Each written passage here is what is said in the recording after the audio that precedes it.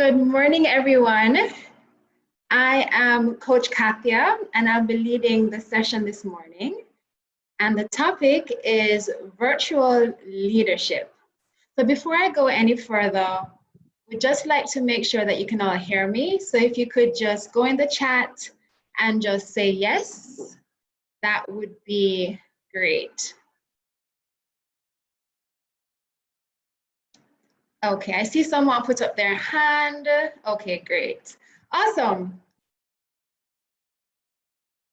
Lovely. You guys are really engaged here. So it's lovely to see. Thank you very much for your feedback. So before we get into the meat of the matter here, would love to get a sense as to how much experience you guys have with leading teams virtually. So I'm going to ask you to just look at this poll and select the responses or the response that is most appropriate to you. And once you have done that, I will share the results.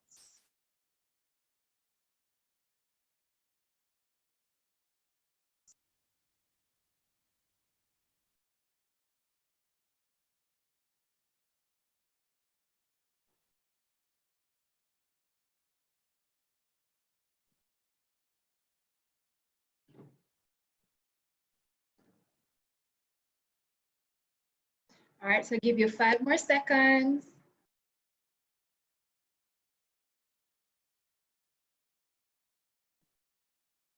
Okay, great.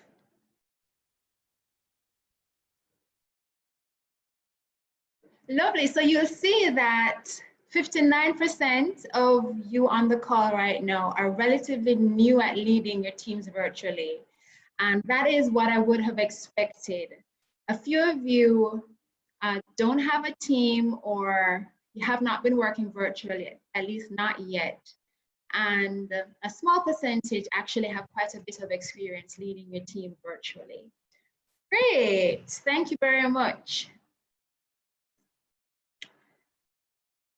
So for this session, the flow of it, I will do a presentation which I estimate will last for approximately half an hour. And then we'll have question time. So what I'll ask you to do is if questions come to you during the course of this presentation, just note it in the chat and then I'll get to it when we get to question time. It's a little difficult to be looking at the questions while actually presenting. And also there is a raise hand feature, but I'll ask you also just to note any questions that you may have so we can get to it at the end. And I do hope that you have your notebooks and a pen handy because there are lots of best practices that I'm going to share with you starting shortly. So the current state of affairs. We know that there's been a significant increase in teams working remotely since the whole COVID-19. In some cases, it's entire teams that are working remotely. In some cases, it's just parts of teams. But in either case, if you are a leader with a part or your entire team working remotely, there are definitely some things to bear in mind. And also for many, it's a first. For some of your team members working remotely, I imagine that it's the first time that they're doing so, as well as, and as the poll just showed, a number of you are actually pretty new at leading teams remotely. Now, there are a number of benefits for people who are working remotely. In particular, if you're working from home, you no longer have to commute to work. And I've been working from home for almost a year now. And I must say that that additional hour that I get, because it used to take me about half an hour to get to work and half an hour back, which isn't terrible. But even with just that extra hour I have in my day, I find that I'm able to just de-stress a bit more, spend more time exercising and so on. So it can really be beneficial for the individual. And also they can have more flexibility, which can lead to a better work-life balance. But it has to be managed because if it's not, it can actually lead to the very opposite of like too much work and not enough play. And there are benefits for the business as well. When a business has a number of its team members working remotely, it can certainly lower the overhead. So things like electricity bills and water bills can be a lot less. And if it's doing this consistently, then it also means that the company needs less office space. And you know, office space can really come at a high price tag. And also a business that has a number of its team members working remotely, or even just a few, has the ability to hire from anywhere, literally anywhere across the globe. If you're hiring someone on the other side of the world, then you do have some time zone considerations to take into account. But the fact remains that you can choose the very, very best talent from across the globe. So there are lots of benefits to having team members work remotely, both for themselves and for the business. But there are also some challenges. It has been shown that teams that work remotely are at a higher risk of misalignment. And that means that there could be individuals on the team and they're not all working towards the same goal. Also, it has been shown that teams that work remotely are at a higher risk of not collaborating sufficiently. And collaboration is a key ingredient in innovation, both small process improvements as well as disruptive innovation. And so that can be negative for a company. And these two, if they exist, it can lead to mistrust within a team as well as disengagement. So each of these points on its own is quite significant, but certainly when you put them all together, it can have a very big negative impact on a team and on an organization. And ultimately, if they're not addressed, they can lead to really low productivity on the team. So certainly we do not want that. And that is why we're here today. And my objective is to give you some practical tips for your team to really be aligned, to collaborate well, to build and maintain trust, as well as to be engaged. So here we go. The first tip is to have teams of the correct size.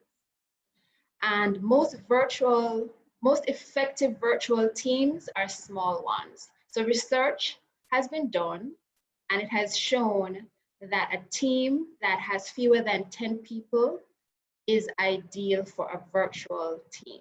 And the reason for this is that a smaller team reduces what is called social loafing, and it also allows for inclusive communication. So imagine that you are at a restaurant for dinner with 20 other individuals and you're all at this massive table. Inevitably, a few of those individuals are going to be there in body, but nothing else. They're not really participating in the conversation. Those would be the equivalent of the social loafers. And then on the other hand, you may have some others who are really, really engaged and they're sharing their stories, but a few of them may be across the table from you, way on the other end. And so you can hardly hear the entire story that they're sharing. So that just goes to show what can happen in a team when it's too large, and certainly when it's virtual, it can magnify those issues. So that is the reason you want to have teams of a relatively small size and when they're working virtually. Tip 2 is for you as a leader to really emphasize the organization's purpose. And the organization's purpose is saying why it exists. And this should be something beyond just profit. It should be something that's really talking about how it is impacting humanity in a positive way. So typically, an organization's purpose is stated in its mission statement. In some cases, you can tell what it is from its vision statement.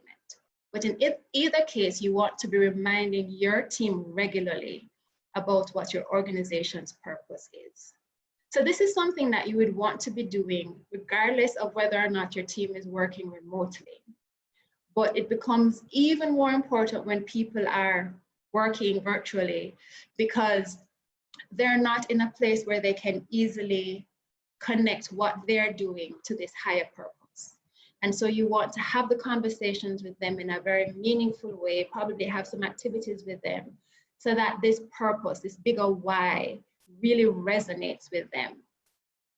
And this bigger why should really provide inspiration and direction. So when they're on their own, you know, in the hours when they're probably working by themselves, they will understand, okay, yes, what I'm doing here is a part of a bigger picture and it is really valuable. So I really should continue to do my work and do it well. So the third tip is to review team members' roles. And in a virtual team, you'll find that some tasks may no longer be needed and new ones may become required. So for instance, if you had in your team an individual who was responsible for setting up physical meetings, as well as ensuring that the meeting room was kept tidy, and probably even ordering snacks for the team meetings, you can imagine that those particular tasks, or at least some of them, would no longer be necessary when you're working virtually. The individual probably could still be responsible for scheduling the meetings virtually, but certainly the other things that relate to being together in a physical space would no longer apply. So in a case like this, you would want to make the necessary adjustments and do it in a very structured manner. So you want to update individuals' positional contracts. You can think of the positional contracts as the job descriptions. So it's really a matter of looking at all the tasks being performed, the ones that used to be performed that are no longer necessary, removing those, and then adding the ones that now become necessary. And for each of the tasks, you really do want to have clearly set out key performance indicators and a target so that individuals know very clearly what is a sufficient level of quality in delivering on those tasks. So tip 4 is to break goals into bite-sized pieces. Now, we spoke about the purpose before, and in any organization, you want that overarching high-level purpose. You want to have a clear link between that purpose and people's day-to-day activities.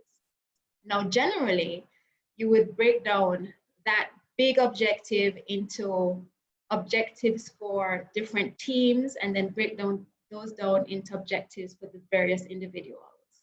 But when you're working remotely, you may have to break down those objectives for individuals in even smaller pieces, because that will limit people getting caught up in their own bubble. When people are working on their own, so they're not around others, and you're not there to kind of catch somebody probably going off the path that is expected, they can easily get very caught up. So they can be really engaged going off, but probably going in the wrong direction. So you want to break down those goals, and it allows for course correction and a limited waste of time. Tip 5 is to be visible. And this is for you as a team leader, as well as for all of your team members. So you want to encourage this. There was a study done in the 1960s. It's called the Milgram study or the Milgram experiment. And a number of variations of this study were done. But the variation that is relevant to this conversation is a variation in which it was found that individuals, when they could actually see the person they were inflicting harm on, they inflicted less harm than when they were unable to see that person. So in the study, the harm was in the form of an electric shock. And certainly that's not the kind of experiment we do in this day and age. There are ethical considerations, but the study really has helped to show a number of things about human behavior. And what this indicates is that visibility, being able to see somebody and see them as a person, really helps with engendering empathy. And it has been found that empathy helps greatly with establishing and maintaining trust. So between individuals and within teams. And we know that trust is a fundamental aspect in having a really strong team. So I just want to share with you here some information from the book called The 5 Dysfunctions of a Team. It's a book I highly recommend. And this graphic is showing the qualities of high-performing as well as dysfunctional teams. So on the left, it shows the qualities of high-performing teams, and on the right, it shows the qualities of dysfunctional teams. At the base of the triangle, you will see trust. So it shows that trust is at the foundation of any really healthy and high-performing team. And you see that a high-performing team, the trust exists, and so there's a safe environment for individuals to speak up. Team members actually help each other, and they leverage the strengths of each other. Whereas in a dysfunctional team, there isn't that trust. So people hesitate to ask for help, they conceal weaknesses from each other, and they dread meetings, and they actually avoid each other. So you can imagine if you don't have the trust firmly in your team, especially when they're working remotely, they will definitely avoid each other. They don't have to be in the same physical space, so they just won't choose to interact with each other. And interaction helps significantly with so many different things. So that's trust at the base, and you will see that all of that gives the foundation for the results that you want ultimately. So moving on, we'd say that the trust is critical, and to help with getting the trust, it's important to have visibility. So I noticed some hands are being raised. You may not have been here at the very beginning. I'm just going to ask you, if you have a question, please just jot it in the chat, and I will get to it when we get to question time. We'll have sufficient time for question time, so we can certainly get through all the questions and have a thorough conversation at that time. Thank you. So we see that trust is absolutely essential for any team to work well.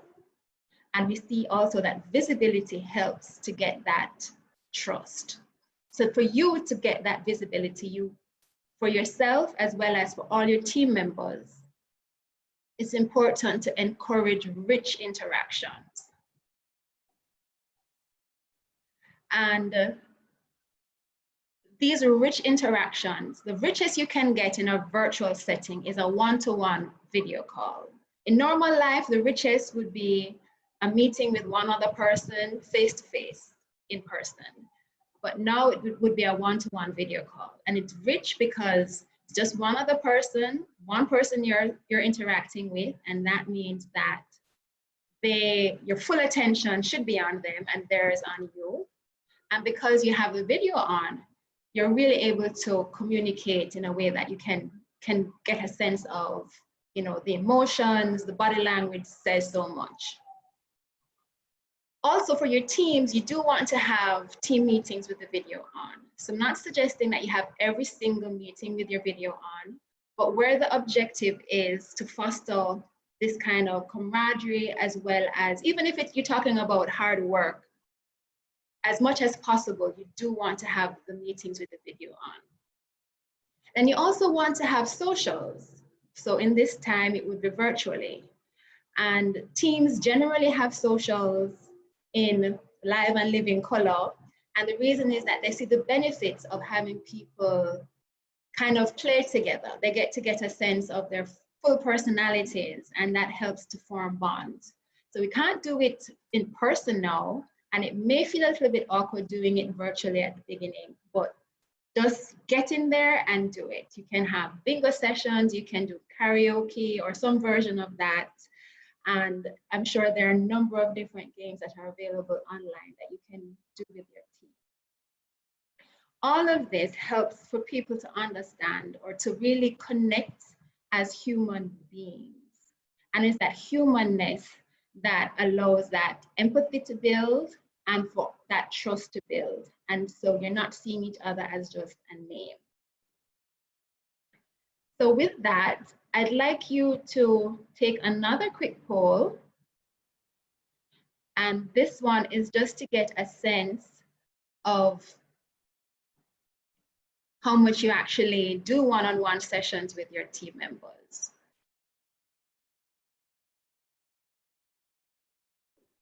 So I'll give you a few seconds.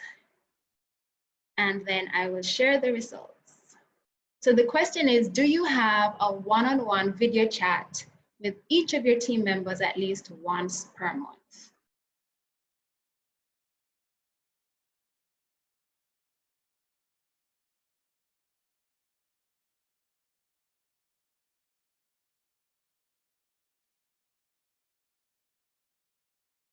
Okay, I'm going to give you 5 more seconds. There are a few people still who haven't responded.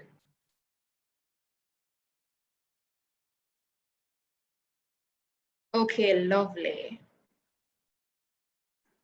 Thank you. So you will see the results. So most of you do this, so that is fantastic. A few of you don't do it consistently or you haven't implemented it as yet. So certainly, based on everything I've just described, I hope that you see the value of doing this.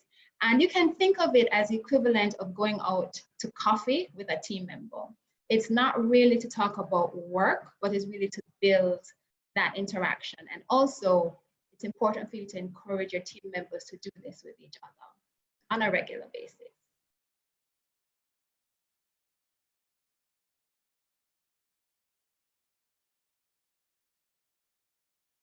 So tip 6 is to accept that people are different.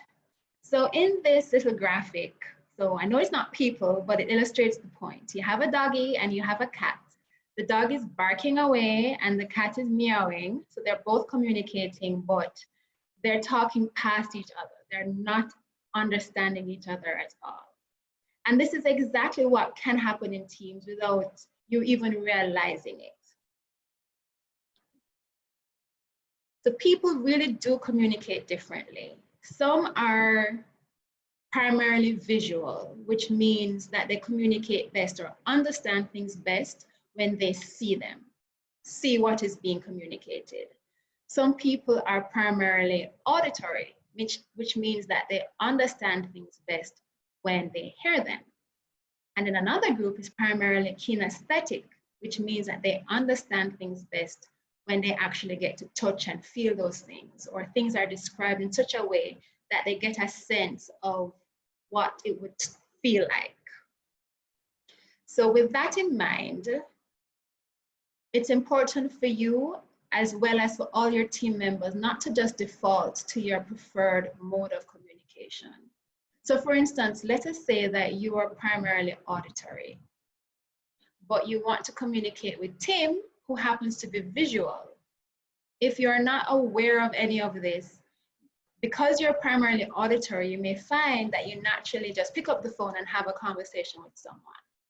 But imagine now that you want to have a conversation with Tim describing what you see the team will be like in 3 months' time. You pick up the phone, you have that lovely conversation, and Tim is there. He wants to really feel the passion, but because he's visual, he's really just not seeing it. He's not getting it fully. So what would be better would be for you to have that conversation. Yes, you still have the words and the talking, but you do it probably with a virtual whiteboard and draw or write certain things so that Tim is able to not just hear what you're saying, but also really see it. And it's the same for all your team members. And basically, if you're not very clear what each team member's primary mode of communication is, then the best way to go about it is to try and use a combination of communication styles as much as possible. So even in this presentation, you're hearing my words, but you also have some illustrations and words that are written that will help people who are visual versus auditory, and kinesthetic as much as possible is a matter of describing things in a way people can really touch and feel them. So tip 7 is to ensure crystal clear communications and really not to take things for granted, even the simplest of things, because distance really does change things. Even if you don't want it to, the fact is it just does. I remember at the last place that I was working before becoming a business coach, I was in the strategy unit. But for a period, I was physically located in the graphics unit. And it was amazing. Although I didn't participate in their team meetings or anything like that, I had a very good picture as to what was happening with that team. Each day, I could tell what the mood of the team members were. I had a really good sense of what the deadlines were and what they were working on. And that was simply because I was physically in their space. Once I moved from the graphics unit physically, suddenly I no longer really had an idea of all those various things, the mood, the deadlines, and so on. So when we're physically together, we know things without even really trying, but that's not the case when we're working virtually. So it means that you and all your team members need to be really, really intentional about communicating, and even the simplest of things. And for efficiency, you want to be very specific in your requests. So for example, you wouldn't say circle back to me, but rather say exactly how you want that person to get back to you. Is it by email, text, WhatsApp, whatever it is, as well as by when and what exactly they're coming back to you with. And whenever you're having conversations, so if it's a verbal conversation, it is useful and a good practice to follow it up with an email, just with the salient points. So that helps somebody who's visual to actually see what was agreed, but also it helps to dispel any confusion or to address any miscommunications that there may have been otherwise. And tip 8 is to use appropriate media. So we have so many various tools at our disposal. We have email, we have telephone, we have video chats, we have text, and they come in many different forms as well. Now, what's important is for each message or each kind of interaction that you want your team to have, it's important to choose the appropriate medium.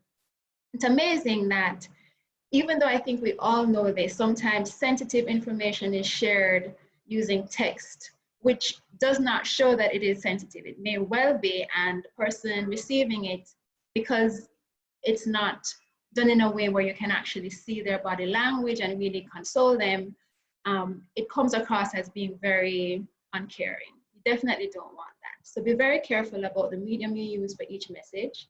And how you can look at it is for each medium, it has a certain level of richness, and you can reach there's a certain scope.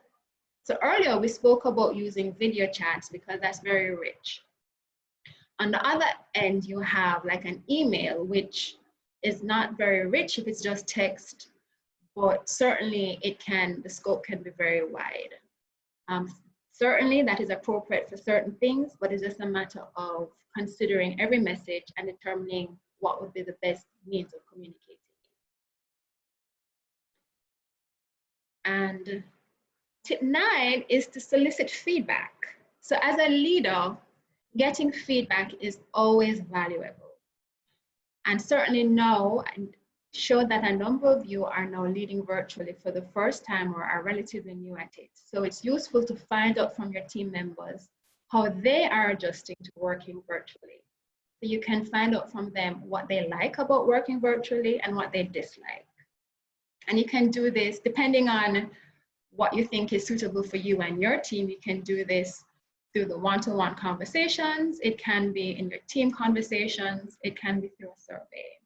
But what is important is to get the feedback, get also suggestions for improvement, and then take steps to implement those things that are possible to improve the whole virtual working.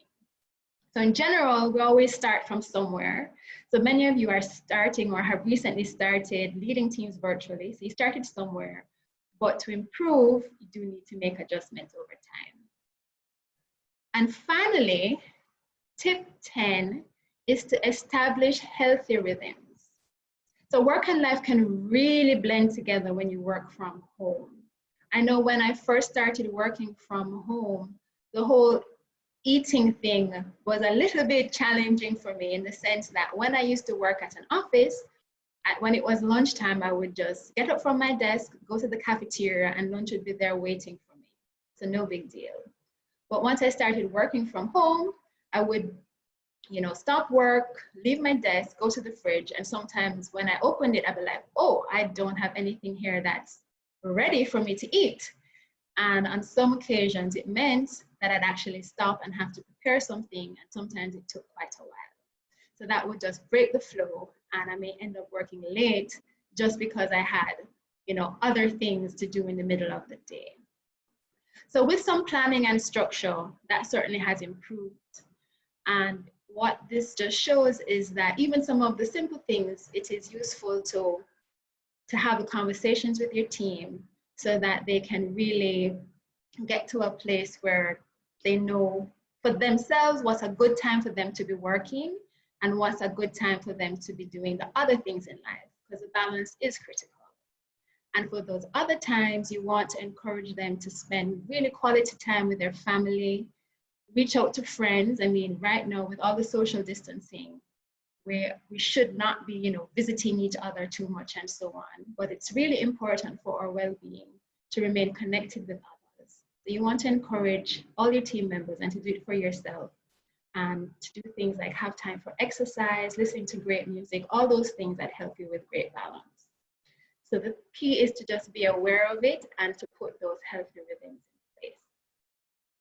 So with all of that, just to summarize, you want to have teams of the correct size, which means you want to have teams of fewer than 10 people, because that allows everybody to really be fully engaged and interact easily. You also want to emphasize the organization's purpose. Assuming you have one, if your organization doesn't have one, then certainly it's a time to create one now, because this is something that helps people to remain inspired and gives them direction as they're making decisions. You want to review team members' roles, because some things that may have been appropriate before now may no longer be appropriate, and there may be some things that need to be added. You want to break goals into bite-sized pieces so that if people are going off track, it can quickly be noticed and corrected.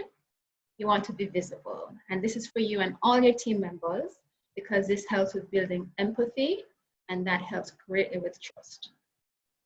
You have to accept that people are different and we communicate differently. So to really be impactful, you want to use different modes of communication as much as possible. You want to ensure crystal clear communications, not to take anything for granted.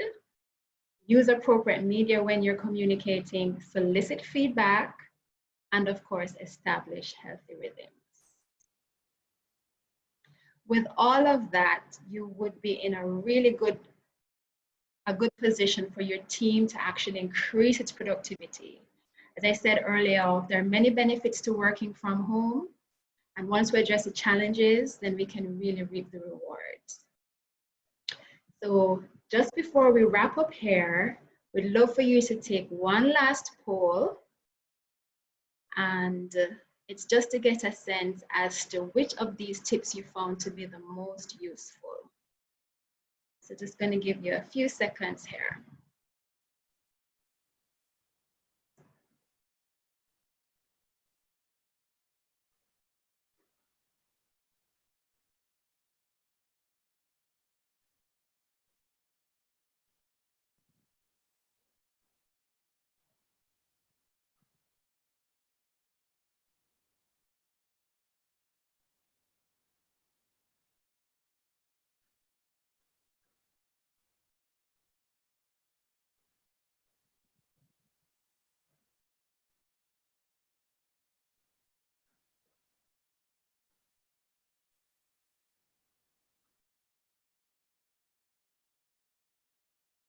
All right, we'll give you 5 more seconds.